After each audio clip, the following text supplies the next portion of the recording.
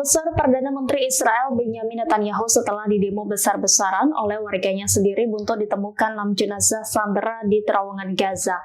Tangan kanan Netanyahu disebut-sebut melakukan kunjungan rahasia ke Moskow. Kantor Netanyahu pada Senin 2 September mengonfirmasi kunjungan penasihat militer senior ke Rusia. Disebut kunjungan ini guna membahas pengembalian sandera Israel yang ditahan oleh militan Hamas.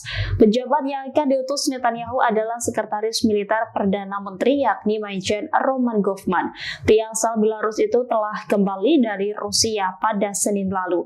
Govman dalam kunjungan itu bertemu dengan pejabat Rusia membicarakan nasib Alexander Lobanov, seorang warga negara ganda Rusia Israel yang termasuk di antara 251 orang yang disandera selama serangan Hamas pada 7 Oktober di Israel Selatan. Sebelumnya pada Sabtu 31 Agustus lalu IDF menemukan jenazah 6 sandera termasuk Lobanov di jalur Gaza.